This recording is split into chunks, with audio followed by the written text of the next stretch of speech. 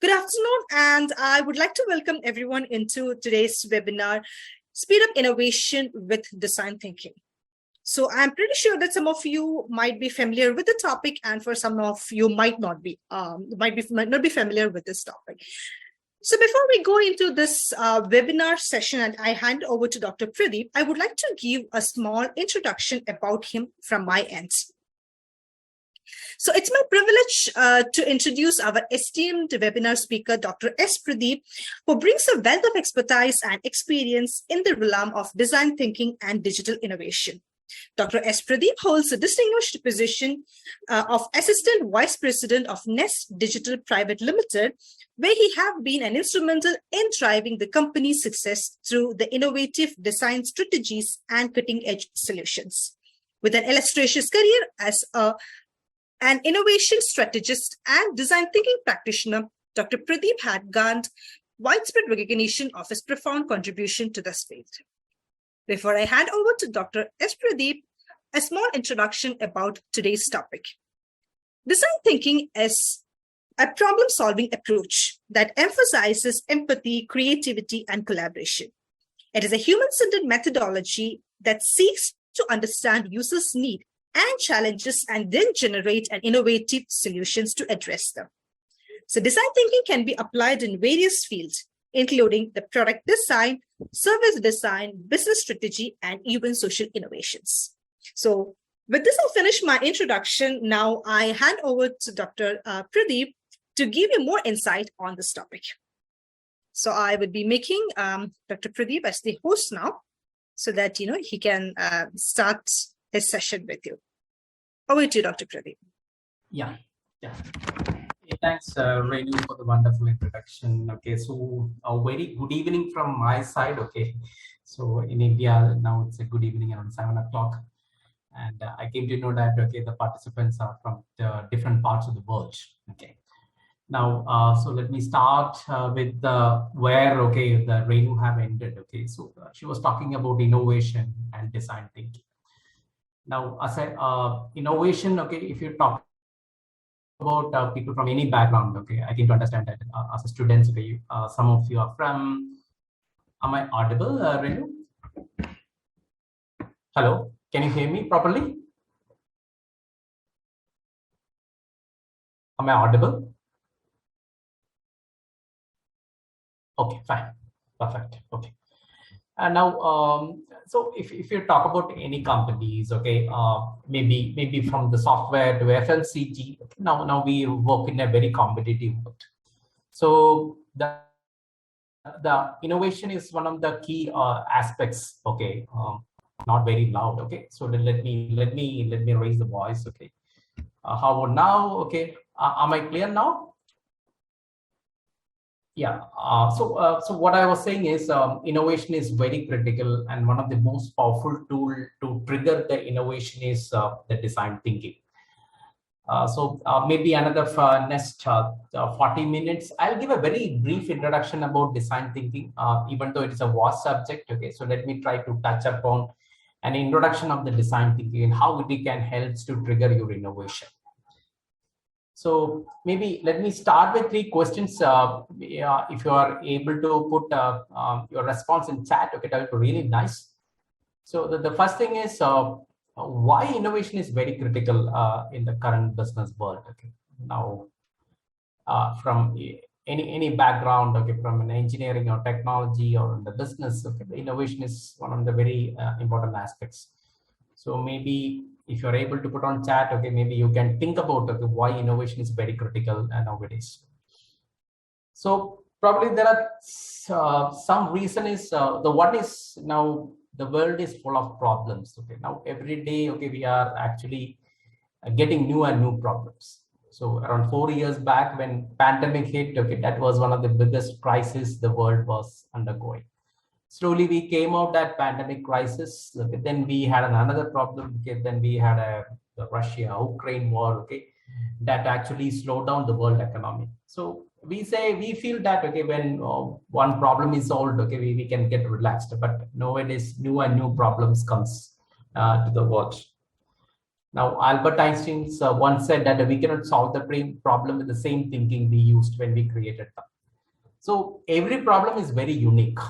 Okay, now take back the example of the corona. Okay, so that was a very unique, and we were actually pretty confused, and we were also didn't had any idea. Okay, how we can solve this problem. So we cannot have solve the same problem with the same thinking. Okay, so we need to have some kind of different kind of mindset or thinking pattern in order to solve the new and unique problems that we are going to face. Now, second, now if you talk about the business world, okay, now we are living in a world called VUCA. So the management students may be knowing this acronym. So it is volatile. Okay, now you talk about the business. Okay, every day it is volatile. Okay, so just after the corona, so there was a huge boom in the industry. Okay, then after some time we came to realize that okay, there was recession, a slowdown is coming up. Now again, okay, now the business sentiments is picking up. Okay, now yeah, we felt that okay, there was a recession, there is going to be a recession, but that recession will be not having a much impact. So the business is working in a highly volatile environment. It is very difficult to predict such kind of business environment. Now, second is uncertain. Third is complex. Now, business works in a highly complex environment. The customer's taste and preferences are very complicated. Now, the business are coming up with the new ideas, and the business is bombarded with a lot of data. Now, if you talk about companies like Amazon, okay, now every minute they are getting lakhs of hits, okay, or lack of customer is actually using the e-commerce site like Amazon, okay. So understanding the customer because is very, very difficult. Now we talk about big data. You know, everywhere, okay, the data is being generated at a faster pace, and most of the data is being generated is of sentimental in nature. I mean, it is not as structured in nature. Okay, in the early stages, we do have more structured data. So business is finding it very difficult to analyze such kind of data. So it is very complex. Now, the fourth one is ambiguous. Now, there is a small difference between uncertainty and ambiguous. Okay, maybe let me go back to the example of coronavirus. So what is the difference between uncertain and ambiguous? When corona actually hits the world, okay, we didn't had any idea how this virus is going to behave. So even the outcome was not very clear. So we had only one option. Okay, so throughout the world, okay, the world actually came to a shutdown. Okay, there was a lockdown. So places like India, maybe Brazil, okay, Russia, okay, we were severely affected by the coronavirus. So we had multiple lockdowns. Okay, almost 1 year actually gone with the lockdown itself. So why there was no other possible option, okay, for containing this virus, because we don't know how this virus is going to behave, and we don't know what will be the outcome of this virus also. So we felt that okay, a larger portion of the society will get eradicated because of this virus. Now, what is ambiguous? After some time, okay, we understood the behavior of the virus. We got a lot of data from this virus. So thankfully, our scientists and all other people, okay, involved in how to solve this problem. So we were able to came out with vaccines, okay, which helps to eradicate, not eradicate, okay, it helps to contain this virus in a larger extent. But even though we understood the behavior of the virus, there is still ambiguities there, because there are new and new mutants are coming in, new and new variants are coming up. Okay, so biggest difference is uncertain. Okay, the process as far as outcome is okay, not at all very clear. In ambiguous, the process is clear. We know the behavior of the virus, but we don't know the outcome of the impact. So that is the difference between uncertainty and ambiguity. Even business is also working in the similar ways. Now, third one is responding to the increasing customer expectation. Nowadays, customer is having a lot of expectation. Okay, they're expecting more and more value from the companies. Now, you might be heard about a concept called product lifecycle. Okay, so just like a human life, every product have a something called product lifecycle.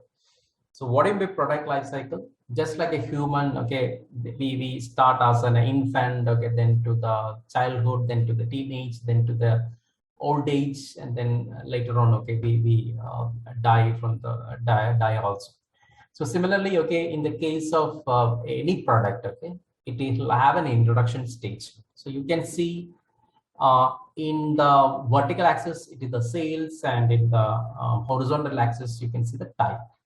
So initially, when a product is being launched, typically the sales will be lower because customer have to accustom with the product. Okay, company had to put a lot of effort to educate the customers, and the customer may not be very keen to use a new product or a new brand.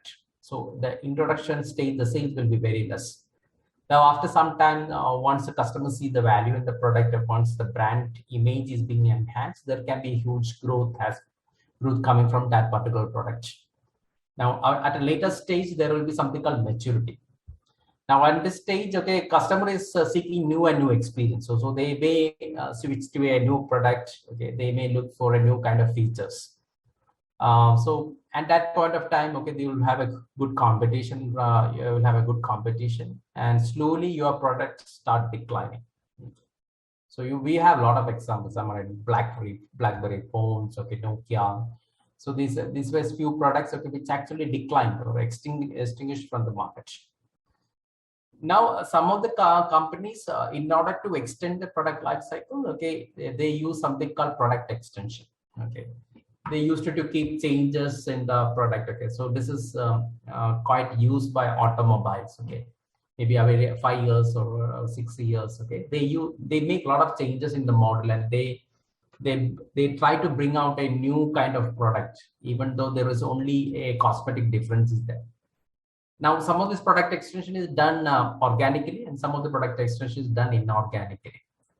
Now, if you talk about the social media market, okay, so the Facebook was the leader, and they were the undisputed leader.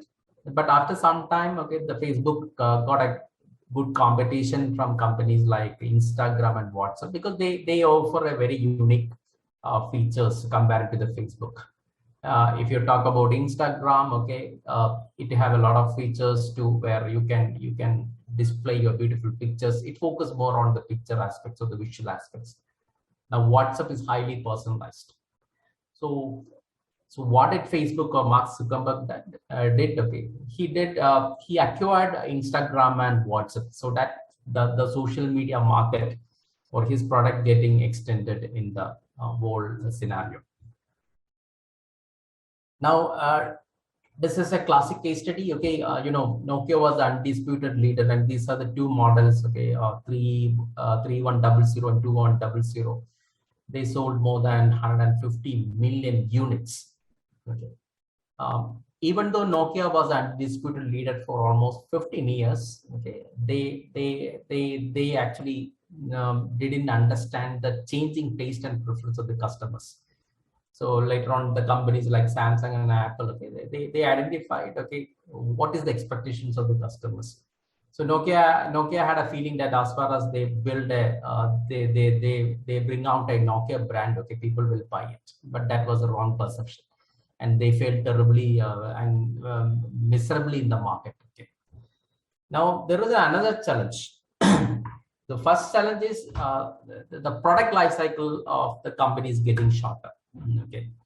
For example, Apple used to launch only 1 or 2 products every year. Okay, people used to stand in long queues to purchase Apple phones or Apple products. Nowadays, okay, they are forced to launch 3 or 4 or 5 models every year, because customer is looking for new and new kind of experiences. So the product life cycle is getting shorter and shorter. Now you cannot find out a model like 3100, 2100, which will remain in the market for 10 years or 15 years. Now you cannot imagine a mobile model, okay, which will be in the market for more than 1 year. Okay, so that is a challenge of the company, because the product, since the customer expectations are changing, the product life cycle is getting shorter and shorter. Now the second challenge for the company is how fast you can launch a product as per the customer expectations. So there are some companies, okay, which are really good in bringing out the innovation at a faster pace. For example, Honda used to take more than 5 years to develop a car in the 1980s. So that was produced to 3 years in 1990s. Okay, now they are able to bring out a new model. Okay, 2-3 models every year. Otherwise, the company cannot sustain in the market.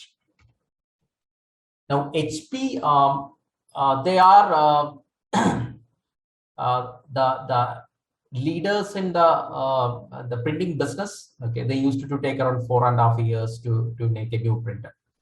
Nowadays, okay, they can make a printer, okay, in every 2.5 months.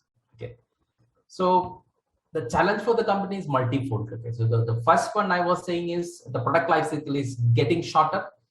Now, second challenge is how fast you can diffuse this innovation, or how fast you can bring out a new product in the market. Then only you will be able to sustain in the market.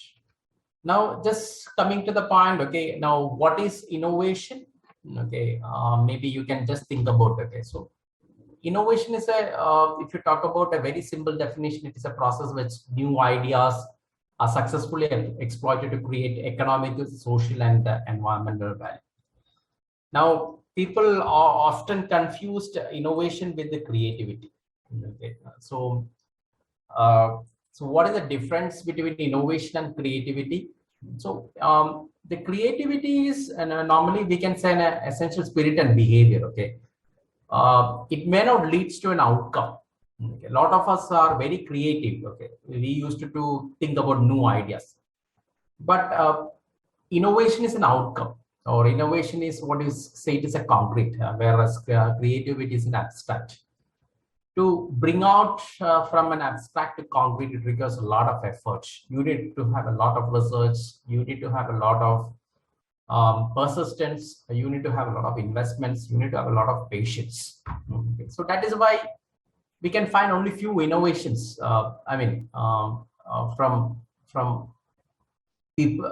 From a lot of countries. Okay, so there are certain countries. Okay, where the people are groomed to bring out a lot of innovations, and those countries are pretty successful in the markets also. Those countries are pretty they are actually developed. They are developed or developing nations because they are bringing out a lot of innovations in the market. Now, if you talk about innovation typology, there are basically 4 types of innovation. Okay, start with product innovation. So, what is product innovation? So, can you make significant changes in the existing product? Okay, so can you create a new product? Okay, which is very friendly to the customers, or which matches the needs of the customers. Process innovation. So what is the process innovation? So can you make any process so that okay, there can be significant value in the product can be brought out. Now, if you talk about, just give an example of process innovation. Now, maybe you can think about which is the largest car manufacturer in the world. Okay, maybe if you are able to put your responses in the chat, okay, you can just think about and you can mention that, which is the largest car manufacturer in the world. Okay, so largest car manufacturer in the world is in fact Toyota Motors. Now, if you talk about Toyota Motors is a fairly new entrant in the automobile industry. So they started their operations in automobile around 1960s. Now, they were competing with companies like Ford, Mercedes-Benz, or General Motors, okay, which have an existence for more than 100 years. So within a short span of time, okay, how Toyota becomes the largest car manufacturer. Now, if you talk about any Japanese products, to be very specific on Toyota Motors, so so Toyota Motors are well known for high quality automobiles. So how they are able to bring out high quality products? Because they have implemented a system called Toyota Production System, which is a patented one. So they borrowed a lot of process methodologies like Kaizen, Kanban, okay, TQM, TPM, and they try to implement all these all these kind of process, okay, and try to bring out a new innovation. So that is well known as a Toyota Production System. Okay. So because of that innovation, okay, they become actually a number one car manufacturer in the world. Now, third one is marketing innovation. So can you bring out some kind of new innovation so that okay there can be sudden surge in the market share.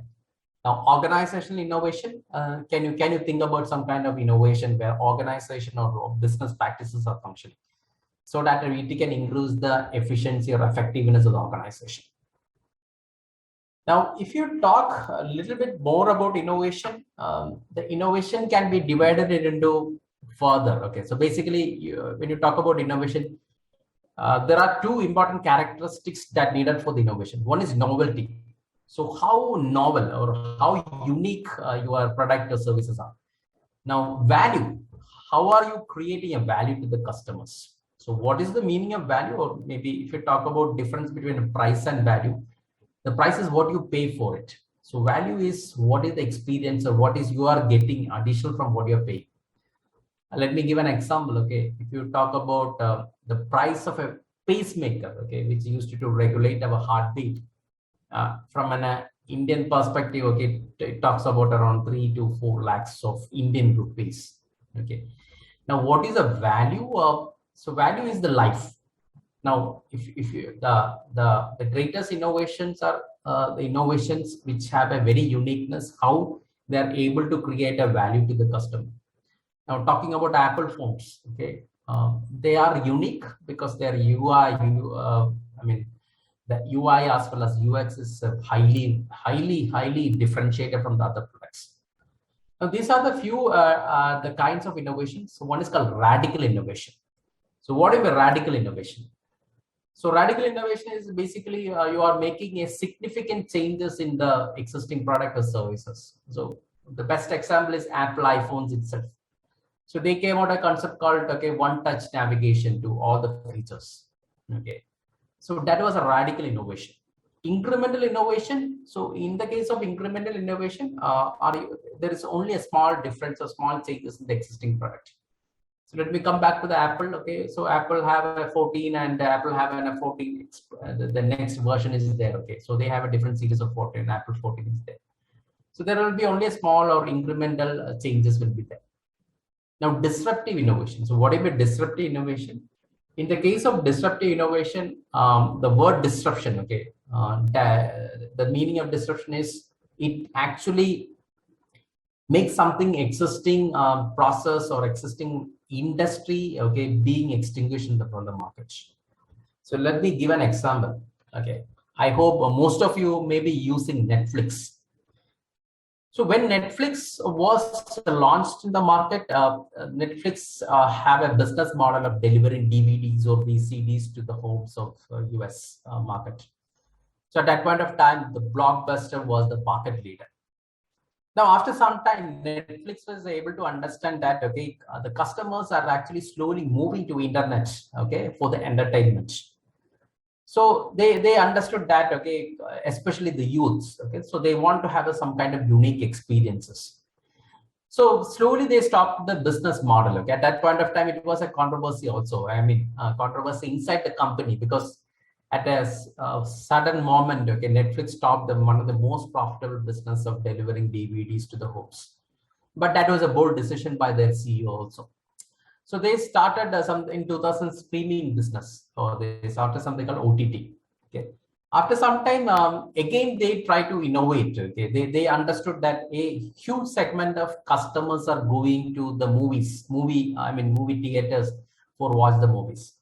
So they thought that okay, why don't we create something unique which is not available in a movie theater? So they created their own production houses. And most of these, you might be seen a lot of Netflix series. So most of these Netflix series are highly provocative, but that is actually decided by the customers. Later on, okay, they came out with a lot of innovations, okay, and they came out with customization, okay, where they try to understand what is the taste and preference of the customers, and they try to customize or give the notification as per our needs and interest. So what happened? The Blockbuster, who was focusing only on the delivering the DVDs to the homes, okay, they were become bankrupt. They are not adaptable to the change. So this is an example of what we call as disruptive innovation. Now, next one is platform innovation. So what is a platform innovation? So it is basically you talk about making changes in software platforms. For example, Google. So Google started their business model with the search engine. Okay, they have a Gmail. But if you talk about, if you have a Google account, okay, they make a lot of innovations in their platforms. You have a Google Photos, you have a Google Word. Okay, you have Google document sharing. Okay, uh, uh, there are n number of features are being added. Okay, so that is what we call platform innovation. If you talk about Facebook, okay, so Facebook started with a social media platform to connect with the people. So later on, okay, they started there are option of okay, Facebook Live, okay, Facebook Chat, okay. Then even a company can advertise their business in their Facebook also. So that is what we call as platform innovation. Now, what is open innovation? So as I said earlier, okay, innovation requires a lot of persistence, lot of investments, lot of research and development. And most of the companies want to capitalize or they want to leverage on their effort.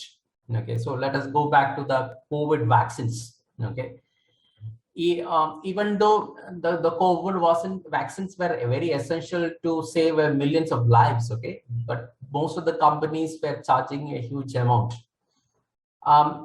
If you ask what is the justification, because they put maybe billions of dollars and they put a lot of effort to bring out that innovation. So that is the motivation for bringing out that innovation.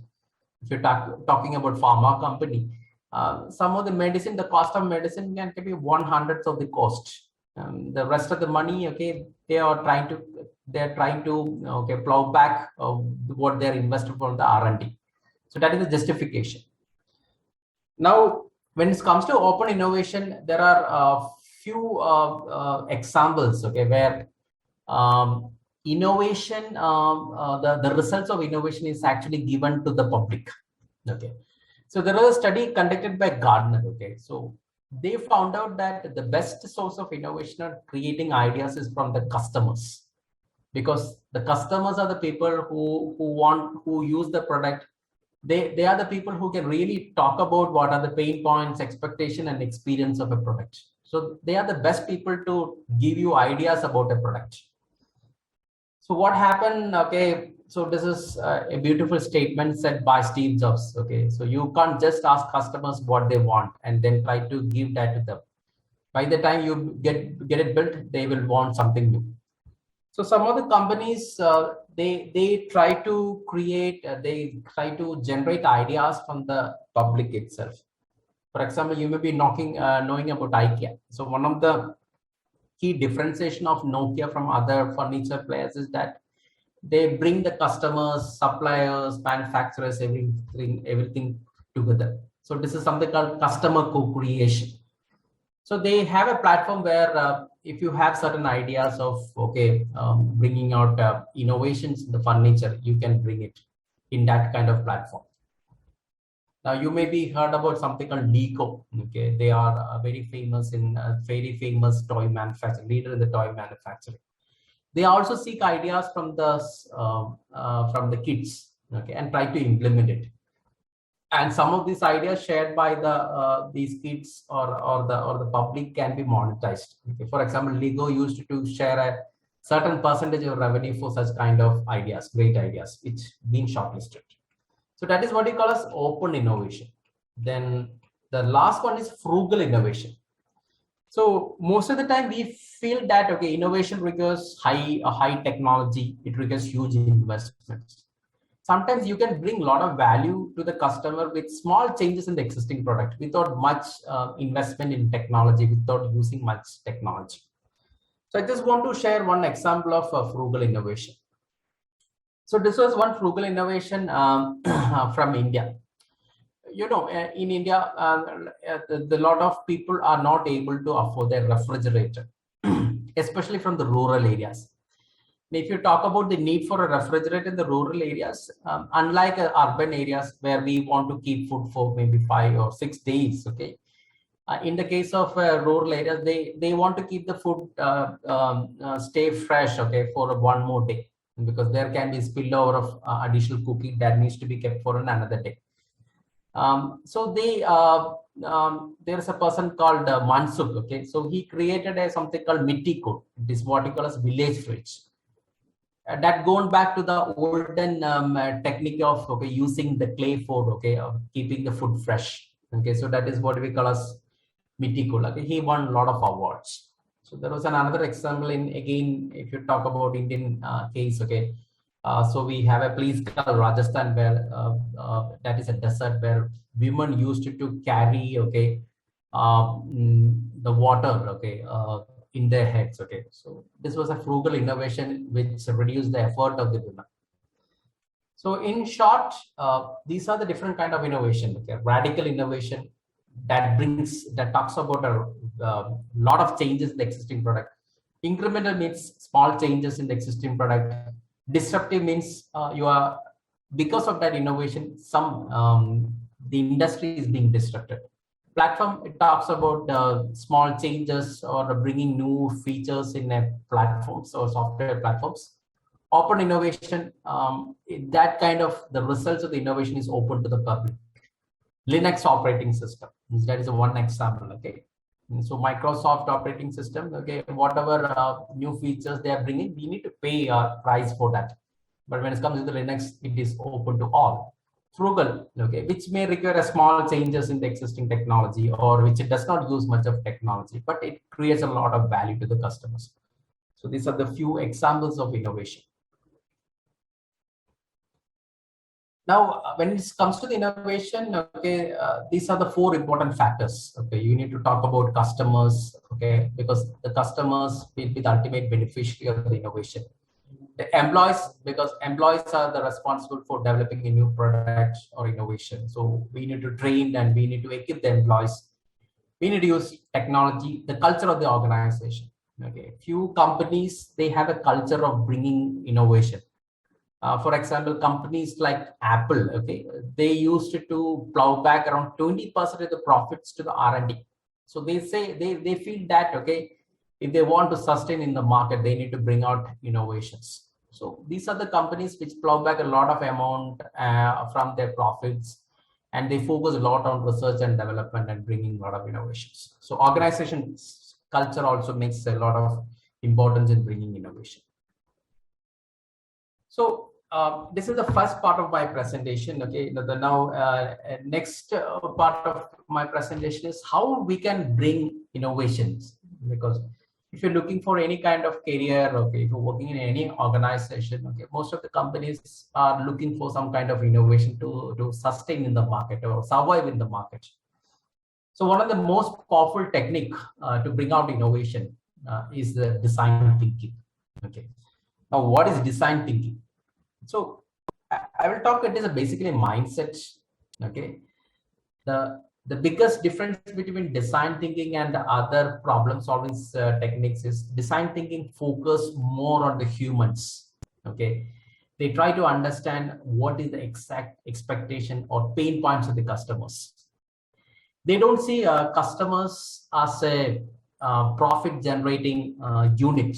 Okay, they see customers as a humans. They want to they have some kind of challenges or some kind of pain points, so they see customers as humans. That is the biggest difference. Okay, now if you talk about objective of a design thinking, okay, their primary objective is to solving the problems of the humans. The secondary objective is the generating the profits.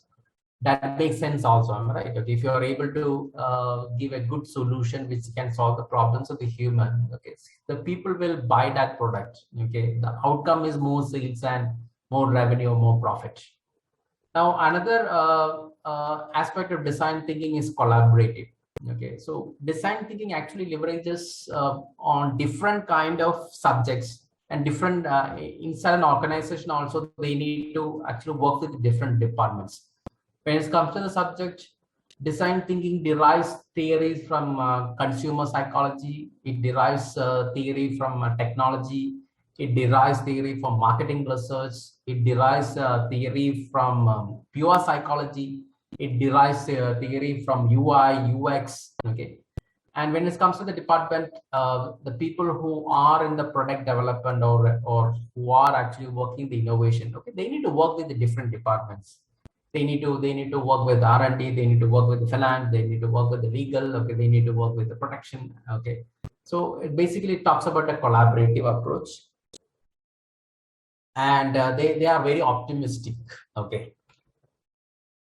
Now, experimental. So most of the times, okay, the traditional problem solving methods, okay, does not encourage experiments, okay. Now, in the case of design thinking, we say that, okay, we need to make failure as fast as possible. So we can learn something new. So here, failures are not considered something as bad. So there are a lot of tools and options where we are afford to make failures, okay. That may not be very costly. So rather than having a big failure, okay, when we launch the product, okay, there are a lot of iterative or small failures which we simulate inside an organization. So in short, okay, it is a human-centric approach to innovation, okay, to understand the needs of the technology. We use the possibility or leverage on technology, and finally it results in the business success. So this is told by Mr. Tim Brown, okay. So he's a CEO of IDEO. So IDEO is considered as the gold mark. IDEO is the world leading design thinking consultancy. So their tools and techniques is considered as the golden standards in the design thinking. Now, a basic philosophy of design thinking is something called human-centric innovation. Okay. Now, any great product, it have a three important aspects. Or if you're talking about any kind of best innovation, they have a three kinds of important aspects. So what are the three pillars? So one pillar is the business viability. So whether this innovation can bring some kind of revenue or sales for the company or profits for the company. So I've been associating with a lot of startups, okay, and most of these people are very passionate and they are very good in technology. So they put a lot of effort in bringing out a lot of innovation. But understand otherwise, if it is not business viable, okay, it will not able to, I mean, the business will not be able to sustain, okay. So the business viability, you should be able to understand, okay, whether this product may be bought by the customers or whether it can bring some kind of revenue for it, okay. For example, there are a lot of companies, okay, which focus on something called bringing people to the moon, okay. They are like space tourism, okay. Now, I don't know, okay, whether it is from a business viable, okay. It is more like they want to say, or they want to give a picture that, okay, they are working on some niche business segment, okay, which can enhance the overall branding of, for example, Virgin Atlantic, okay. They are working on space tourism, which can bring overall brand image of the company. But talking specifically about space tourism, I really doubt, okay, how much business viable is that kind of business model. Now, technological feasibility, okay. Any product we are bringing out in the market, okay, it should have a technological feasibility. So one example we can think about is the Samsung, okay. You know, Samsung and Apple are biggest competitors with each other, okay. Now, if you talk about Samsung, okay, they launched a model called Notch, okay, Note 7, okay, around 4 to 5 years back, in order to compete with the Apple high-end phones. What happened was that phone was launched with a lot of, okay, people were very excited about that new product, and Samsung spent a lot of millions of dollars for the advertisements, okay. So people were very curious to buy that product, but that product was a miserable failure in the market because that product have a biggest technological glitch, okay. So the glitch was, okay, the battery in that particular phone got busted. So the battery was not properly tested. So it got attention, okay, once the Samsung phone was actually blasted inside a Southwest Airlines. where the Southwest Airlines was forced to land in a nearest airport. So what happened was, okay, Samsung had to recall all the Samsung phones. Okay, then they came out with a replacement. Then also they failed. Okay, the problem still existed with the replacement battery also. So that actually had a lot of impact on the Samsung. Okay, Samsung market share came down. It leads to a lot of new Chinese and Korean companies. Okay, which eaten a big market share of Samsung. Now, people acceptability. Okay. Now, you are bringing out a product where people will accept it or not. So we should be able to understand, okay, what is the exact requirement of the customers. Okay, let me go back to the Netflix. Okay, now Netflix take a huge risk of shifting their business model from delivering DVDs to the online streaming, because they did a lot of survey, okay, with the users, and they understood that, okay, people want to have a very unique kind of entertainment. They don't want to have a because in the case of traditional model of seeing the DVDs, okay, so they are forced to see only a particular pattern of movies, or okay, they can see the movie which is already being released in the theaters. So they want something unique. So they understood that, okay, these are the expectations of the customers. So they created a completely new business model called OTT. Okay. So a good innovation is when it having a combination of business viability, technological feasibility, and people desirability. This is what we call as experience innovation. If it is only having a business viability and technological feasibility, we can call it as a process innovation. Okay. If it is only having a business viability and the people acceptability, okay, we can have a emotional innovation. So design thinking, okay, when we try to bring out a product, okay, they take a holistic approach of, okay, these three aspects: business viability, technological feasibility, and people desirability. So if you talk about design thinking, this is what we call as it is basically a mindset. Okay, so what is the mindset? It focuses on human values. Okay, and in the case of design thinking, rather than brainstorming with each other, we work on a lot of tools. Okay, and we try to demonstrate. Okay, a lot of, for example, we have something called prototype. We have something called okay, fidelity tools. Okay, so rather than telling, okay, because it is always better to show or demonstrate something rather than telling about a new ideas or innovation. Embrace experimentation. As I said earlier, okay, when you have a design thinking kind of mindset, you welcome experimentation. You jump into the water and try to understand, okay, what are the probable failures. Okay, you can have a lot of initial failures and you can learn from that. Even though we say that, okay, design thinking involves a lot of creativity, it involves a lot of logic, it involves a lot of logical thinking, it involves a lot of critical thinking. So we use a lot of scientific tools, okay, to bring out innovations. Craft clarity.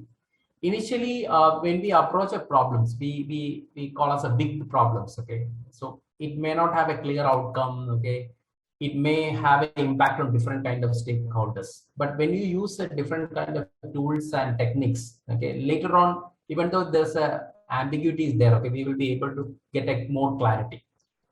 Then radical collaboration. Okay, we work with the different departments, we work with the different people. Okay, we work with customers, we work with other stakeholders called distributors, we work with the internal people. Okay, and try to leverage on the radical collaboration. And finally, it is biased towards action. Okay, as I said earlier, okay, there is no much of talking. We use it is being said that, okay, we think through the hands because we use a lot of tools and techniques. So basically, it is slowing down to go fast. Okay, so when you talk about experimentation, okay, we use a lot of small tools, okay, which will help, which will be exposed to the customer and try to understand, okay, what is the feedback from the customers.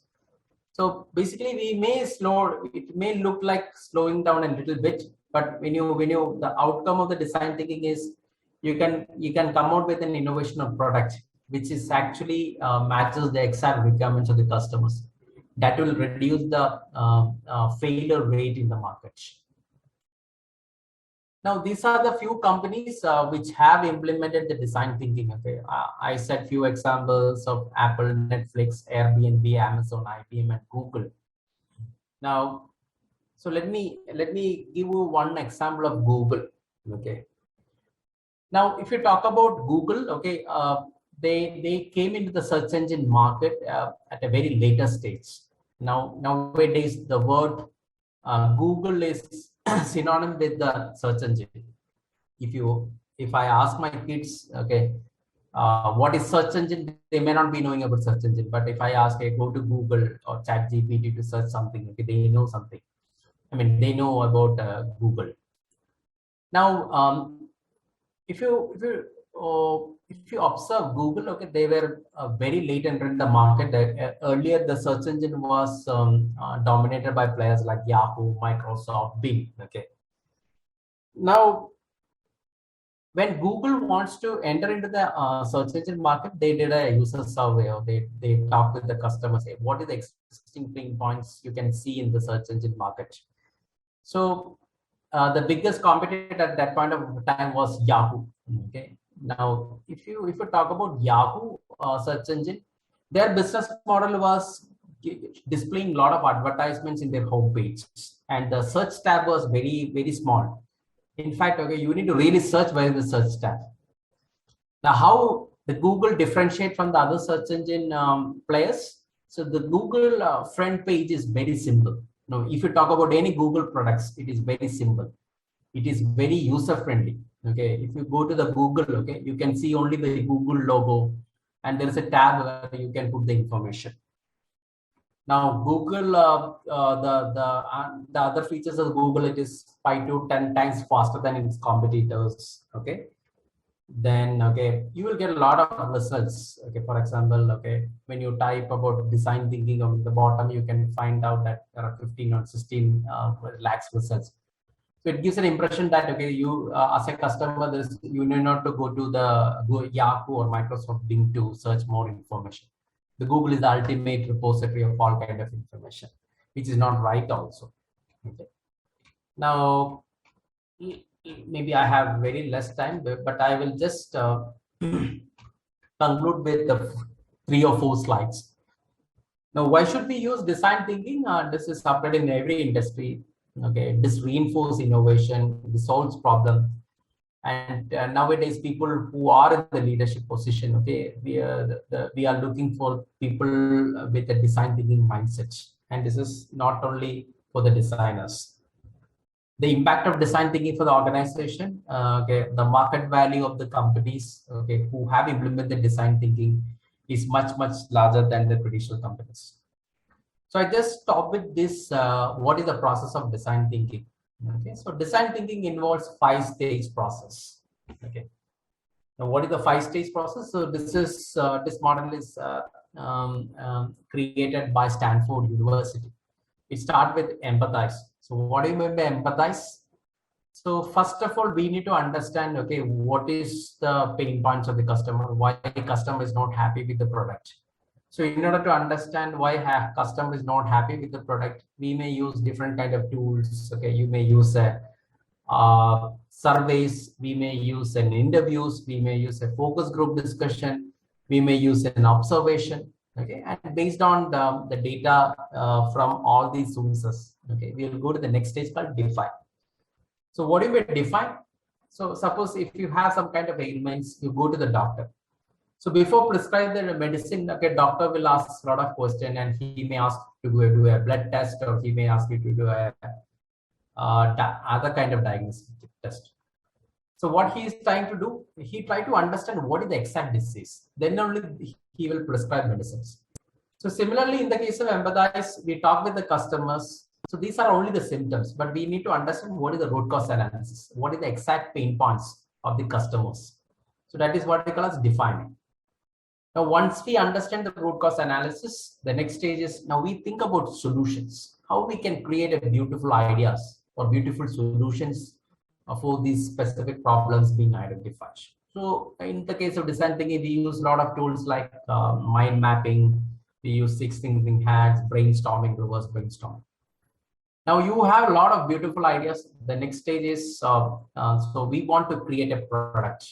So the next stage is prototype. Rather than manufacturing the product in a big stage, we create a small model of a product that is called a prototype. Now, before having a huge scale manufacturing, we try to test this prototype with the customers. And we ask, okay, whether this particular model of the product or this particular product actually matches your expectation, whether it solves the problems of your pain points. So we gather the data. And now this is an iterative process. So the traditional problem solving method, okay, it goes from it's a linear process. Here we follow something called iterative process.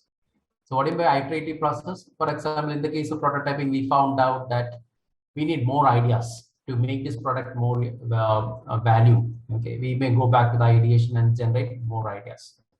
So this is the 5 stages of design thinking. Maybe if you just want to summarize, so we observe, empathize, ideate, develop the product, create a prototype, and test. So basically, we can divide it into 2 phases. So one is called the problem zone and one is called the solution zone. Okay. Now, this is a very deep topic. For example, in each stages, empathy, we talk about around 10 to 11 tools. Ideation, we talk about 15 to 20 kind of tools. Product development and prototyping, also we talk about a lot of tools. Testing, also we talk about a lot of tools. It's a very vast subject because at least maybe around 30 to 40 hours to complete the entire session. So since I have a paucity of the time and I have given only allotted time of around 45 minutes, I just want to summarize the entire discussion. Okay, so I started with what is innovation, why innovation is important, what are the different kinds of innovation, typology of innovation. Then I just given a why design thinking can help in innovation. So what is design thinking? What are the different 5 stages of design thinking? How this can really helpful in your career? Okay.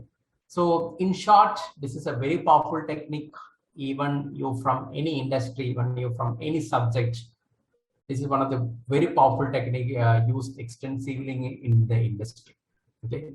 So with that, okay, I just want to end my presentation. I'm very happy to hear, okay, any questions or queries from your side.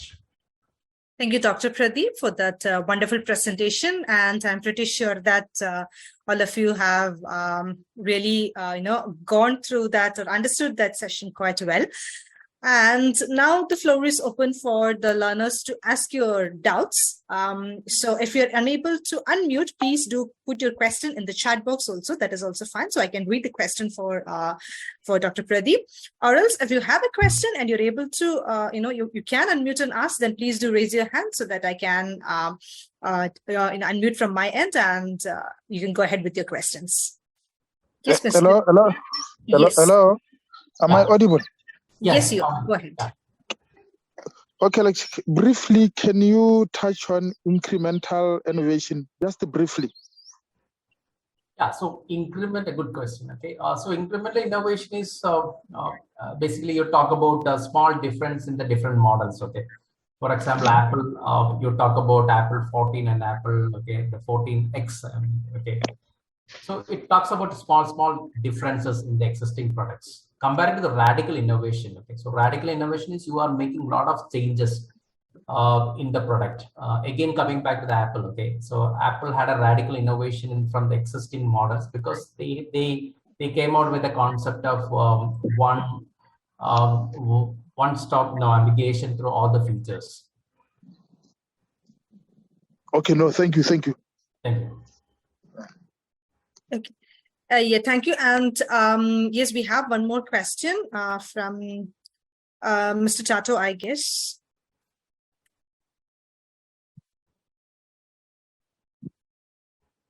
Oh, okay, so Yeah, I think he lost the connection. Yes, yes, Mr. Moses. Moses is having a doubt. Mr. Moses, you can unmute from your end.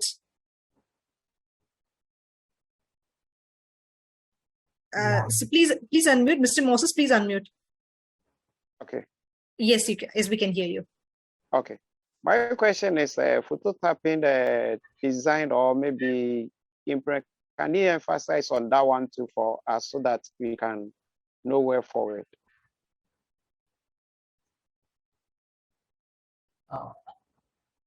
Renu, sorry, you were not audible. Mr. Moses, can you please repeat the question? My question is about the photo tapping. On the photo tapping. Yeah. Sorry, he made a presentation on the photo tapping. I think Dr. Pradeep, the question is to you. I mean, I didn't hear you properly. Maybe Renu, are you able to hear that question? No, the presentation was all about. We couldn't get the last word. And the last word is coming. I'll medicine and then get back to him. Sorry, can you put the question in the chat box? We are not able to understand your question. Can you please put the question in the chat box? Okay. Yeah, okay. Thank you. All right. Yeah, Ms. Lane, you can go ahead with the question. Thank you so much for your presentation. It was very, very insightful. I work for a company which is in the technology space, so it's a very, very important area for us.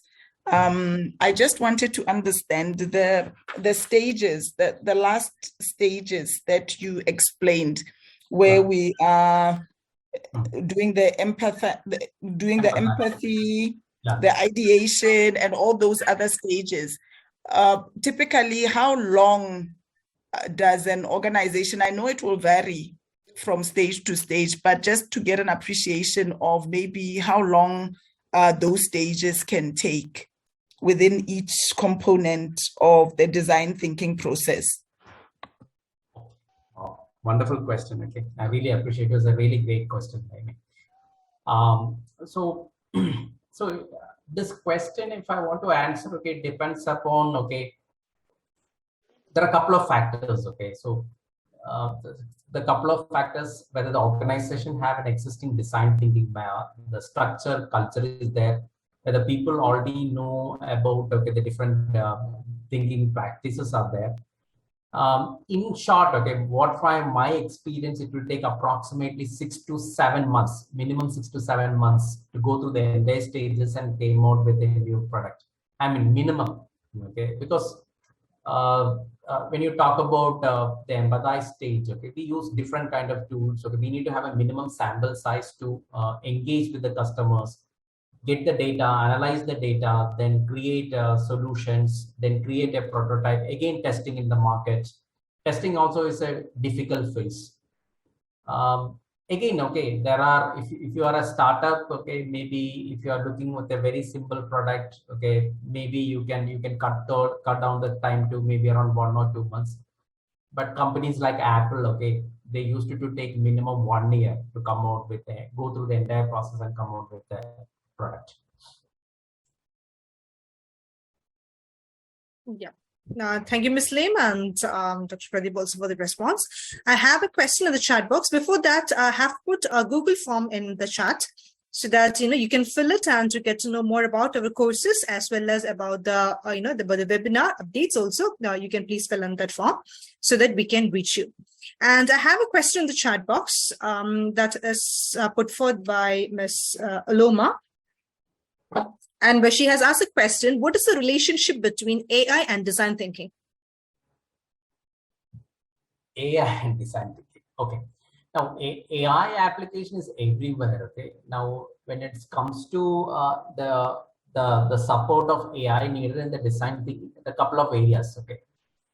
So one major area can be the research. Okay. So we have to do a lot of research about the existing product, existing market.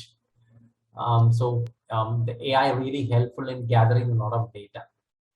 But even though AI have a lot of prominent importance nowadays, but when it comes to the creativity, AI cannot match our creativity. So you are trying to create a very unique product, and AI have a fixed pattern. Okay, they cannot imitate a humans. Okay, when it comes to the creativity.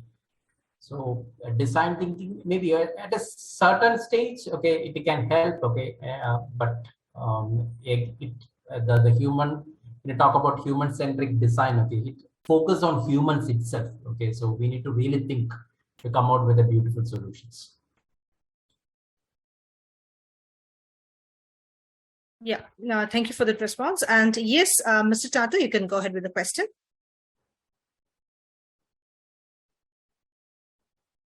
Hello. Yes, Yeah. please go ahead with the question. Thank you very much, Doctor, for this great opportunity. Actually, you made me remind of, you remember the story of Nokia 2016, when the CEO said we didn't do anything wrong. Yeah, true. Because you know, he was crying there on the stage, Samsung was taking over.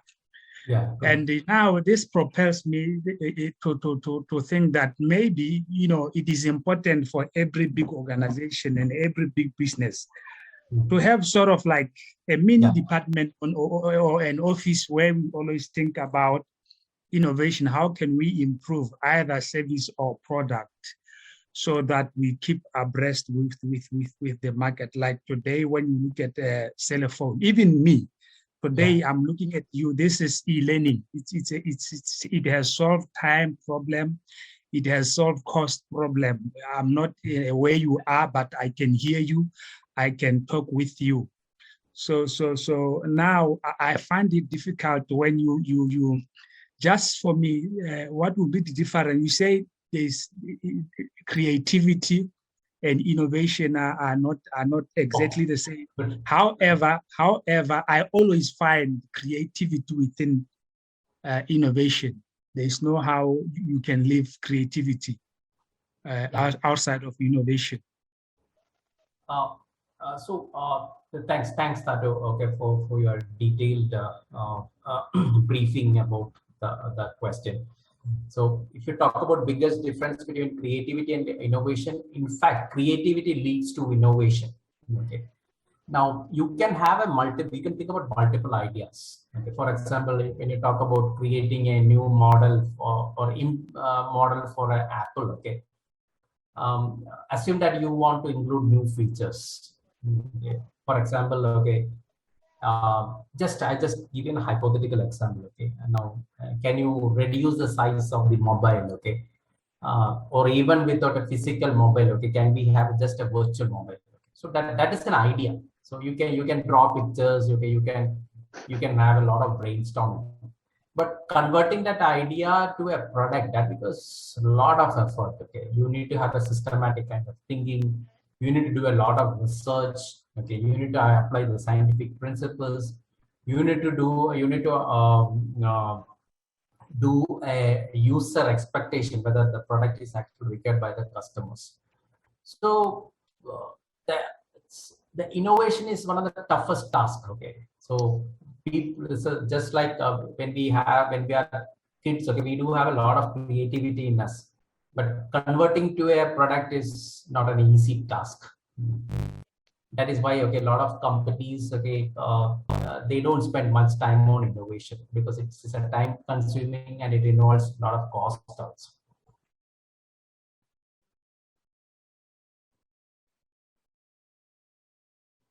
Yeah, thank you, Dr. Pradeep, and thank you, Mr. Chacha, for that question. Yes, I have put a Google form over there, and there are some questions coming up. We are already the students of Edubex. Should we actually fill in that Google form? So actually, I would just like to say a few things about that Google form. One thing is about, if you wish to have the recording of this session, of course, please do fill the Google form so that, we can get to you that. And the second thing is that, we have, apart from the courses which you have enrolled for, but we do have other short-term courses, the corporate training, and even the IT programs also, so that, even you can enroll to that. To know more about that form, please do, about the courses, please do fill in that form so that you can get to know more about it and we can reach you timely. Yes, I have another question on the chat box. This is from Mr. Mugesi, and the question goes like this. Could you please explain more on issue of value earlier touched on Kaizen, during, etc.? This is a question. Okay. Value, okay. Can you come again once again? Can you please explain more on issue of value earlier touched on Kaizen, during, etc.? Value, early creation? No, more of value earlier you touched on Kaizen, during, etc. Okay, Kaizen, fine. yeah. Yeah, okay, Kaizen, okay. So, so what I mentioned was a Kaizen technique. Okay, so if you talk about Kaizen, okay, so Kaizen is a Japanese technique. It talks about continuous improvement. Now, let me go back to the Toyota example itself. So, Toyota one time they came to understand that there was no proper communication between the people who are in the higher ladder of the hierarchy and the lower ladder. So they came out with a concept called every day the top ladder as well as the bottom ladder, they used to communicate with each other and they try to think about how we can improve the existing process. So Kaizen talks about making small changes, minor incremental changes. Okay, Japanese philosophy say that if you're making a small incremental changes over a period of a long term, it have a compounding effect and it have a bigger impact also. So coming to the Toyota, it is being said that more than 9 lakh ideas which was shared by the employees is being implemented inside Toyota. So once these ideas being implemented, they are able to create a greater value in their product. So you may be knowing about Toyota products. Okay, there is a general saying that Toyota products will not cheat you in the road. Okay, you can with a lot of confidence you can take this car in the roads. Okay. So that is the impact of Kaizen technique on the quality.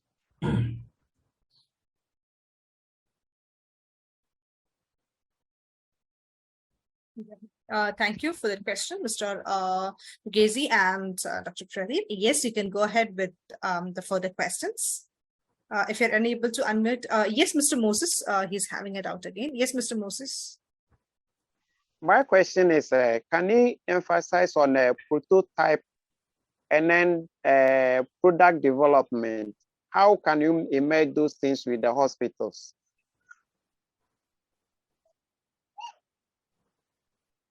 Okay. If only you can explain much. Yeah, he's referring to the prototype, which we can apply in the hospitals.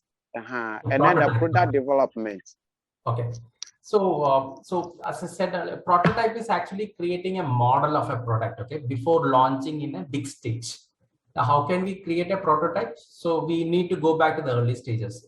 Assume that you have 10 ideas. Assume you are working in a hospital, You want to improve the patient services, You want to reduce the turnaround time of the registering for the OP ticket to seeing the doctor. So a lot of time, I have seen that, you are taking an OP ticket and you need to wait for a long to see the doctor, So that actually a frustrating experience for the lot of patients, because, the patients who are already visiting the hospitals, they come out with a lot of, frustrations.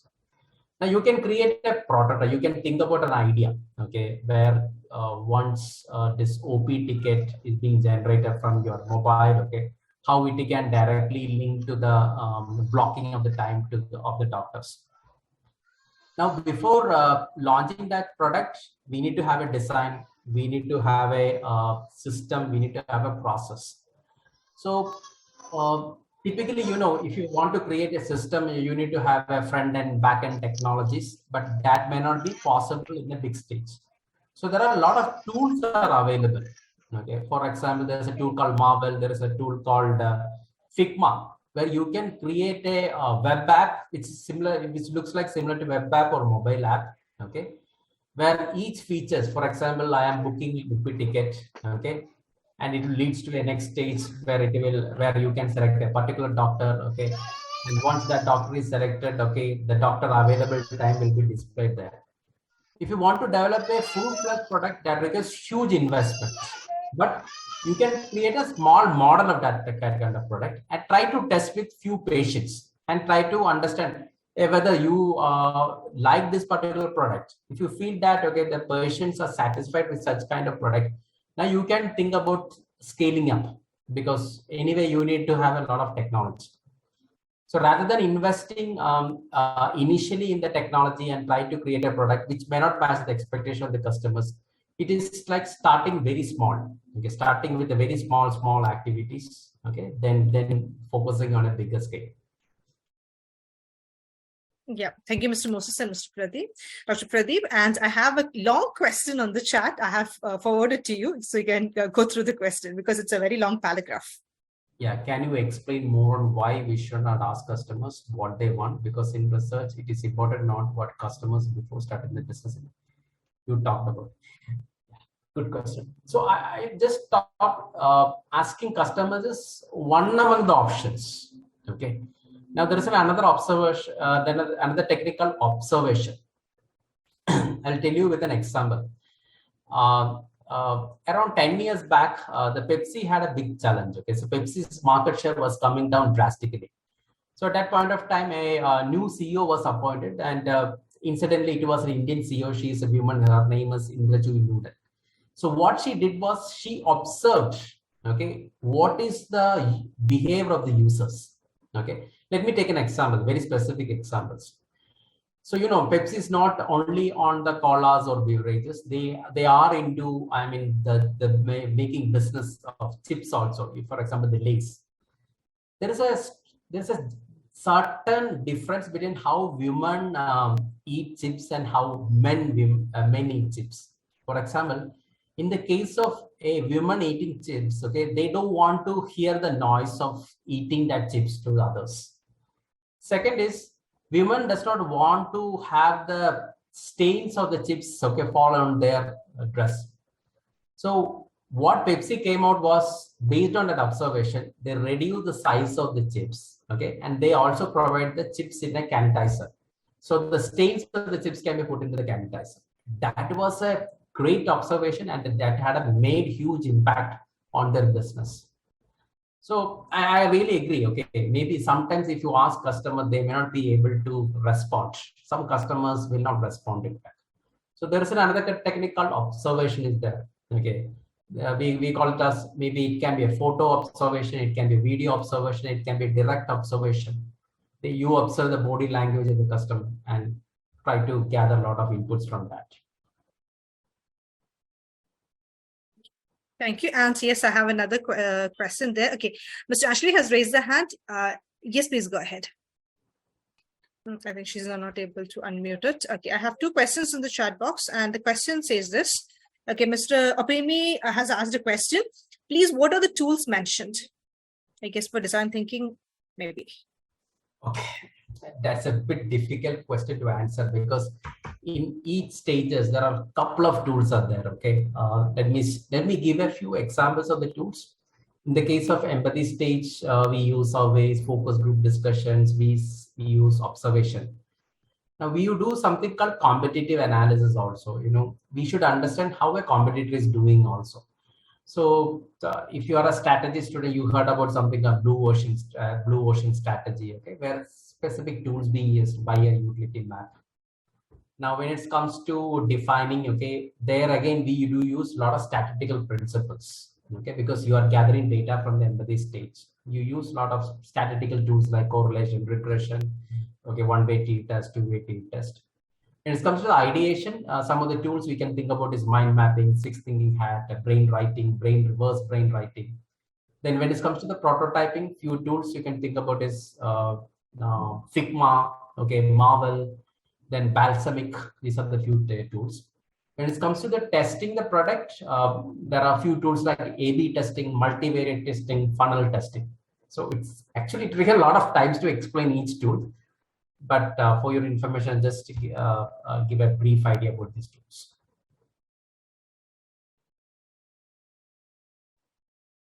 I have another question which I have shared you over the chat. The question goes like this. So government institutions are sold innovatively mostly because they do not compete for customer. Will it be wrong to relate innovation with the improvement of the process? Wonderful question. Okay. Now, one of the biggest motivation for the companies when they bring out the innovation, they can capitalize. Okay, I mean, the innovations bring revenue to the company. Now, when it comes to the motivation for the government institutions, the biggest motivation should be how they can deliver better services to the for the people. Now, I've seen a lot of governments, okay, who take a lot of design thinking initiatives and create a beautiful solutions. For example, the government departments, how they behave with the public, okay, whether the systems or process are in line with the understanding the needs of the customers or whether they understand the pain points of the customers. Most of the time, okay, the government institutions, since they are getting a fixed or a regular salary, okay, they are not having such kind of empathy. But if you train the people from a design thinking approach, okay, there are a lot of changes you can actually observe. And very interestingly, okay, since most of you are from Africa, I'm connecting with the Ethiopian government on next week. So their government is coming out with a lot of innovation, and they felt that okay, design thinking is the powerful tool. So the initial session is I'm going to do with the Ethiopian ministers. Okay, so a lot of governments are nowadays welcoming this design thinking strategies and design thinking philosophies. There's another question again. How can we effectively balance the pursuit of innovation with the preservation of cultural value and ethical consideration? Okay, good question. So I said that design thinking is balancing of three aspects: the business viability, then second is technological feasibility, and people acceptability. So I can share a lot of examples. In a lot of cases, these people's acceptability is not taken care. Okay, so that leads to a big product failures also. Okay, so let me share from an Indian example. Okay, so McDonald's, when they launched in the Indian market, okay, Indian market is in Indians. Okay, we are very highly diverse society. Okay, with a lot of religious practices being there. So one religious practice is that okay. Some of the specifically from the Hindu religion, okay, where cow is regarded as a god, okay, and one of the hallmark of the McDonald's product is the beef burgers. So when they launched McDonald's, okay, they launched with this hallmark product called beef burgers. So that had a big setback for the McDonald's. Okay, so they had to forcefully withdraw that product after some time. It really impacted their brand also. So a lot of Indians, they are vegetarians, especially in the northern parts of India. Okay, so they came out with a lot of vegetarian burgers to cater to the needs of the customers. So understanding again, I'm emphasizing that the biggest difference between the design thinking and the other problem solving methods is here we are obsessed with the understand the needs of the customers. Here the heart of the design thinking is the users, their pain points, their expectations, their frustrations. Later on things are not very important because if your heart is not being able to fulfill properly, the other things will not have any kind of impact. Thank you so much. And do we have any further questions? Because time has already crossed. It was set to be 1 hour. Now it's almost 1 hour, 30 minutes now. Any further questions? I'm pretty sure that you might come up with more questions, but yes, I know this is a very interesting session. Yes, Mr. Tata, go ahead. Maybe we can even arrange a boot camp for this particular topic itself. Yes, just before you leave, I wanted to know from Dr. Don't you have a course that specializes on this, or a short course on the topic of innovation? If I want to be an expert in that area. Okay, as a question from me or for me or to Dr. Pradeep? For both of you, it's fine. Yes, for us, yes, we are planning to launch a course which is called the entrepreneurship. Okay, So that is actually more or less, which combines the design thinking and entrepreneurship aspect, more or less related to your strategic management and leadership, taking in some aspects of it and, that kind of. So it is not, it's something, a short course, which has been, it to be scheduled from our end. Maybe Dr. Pradeep can say some of the formal courses which we can have it. Yeah. So in fact, there are, when it comes to the entrepreneurship strategy, okay, design thinking can be one part of the subject, okay, and there are a lot of courses which focuses only on design thinking also. If you talk about strategy also, in the case of design thinking, we derive a lot of principle from the strategy. Okay, for example, I talked about blue ocean strategy, competitive analysis. But this is a very vast subject with a lot of depth. Okay, that is what I said. It requires minimum 30 hours to at least intermediate kind of knowledge on design thinking. Now, the project I'm going to do with Ethiopia is around 75 hours of, not 75, around 250 hours of session, okay, in 75 days. So this having a lot of depth. Each tool have to be detailed in a very long time. Of course, as Venu rightly mentioned that, okay, this is a particular philosophy derived subject from the different philosophies like entrepreneurship, management, consumer behavior, a lot of subjects being. Thank you for that. Yes, any further question before we wind up? Yeah, okay, I think we'll take the last question from Mr. Moses. Yes, Mr. Moses. Yeah, my question is, with your courses, how much is it if someone wanted to do the full course at your institution? How much does it cost? Okay, so to know that, to know about that course, you just can fill up the form there so that, we can reach to you with all the specifications. Okay, and is there any packages like sponsor? Yeah, yes. Okay. There are, our advisor would reach you, and yes, also we provide the corporate training. That is, if you are from coming a company basis, like, a training, a group of people from the company, yes, there is a special package which applies also. So so like again, I said that, those who want that kind of corporate training also, please do fill up the form, so that we can reach you out. Okay, thank you. Thank you. Thanks. All right. So before we wind up, I'm just, sharing that Google form once again, so that, like I said, that anyone who is interested in that, you can please fill up the form. And if you are interested in that corporate training or a package, please do select that option so that we can reach you out the correct course. Okay, it's once again shared over the, over your chat so that you can access it. So yes, it was really a very great session. Thank you, Dr. Pradeep, for taking some extra time. Our heartfelt thanks from the Edubex and the whole team over here, and of course on the behalf of the learners as well. And yes, but not the least, I know how many of you are having class today, also your regular classes, but still, you have joined the session. Thank you so much, and I'm pretty sure that this was a very good session for you.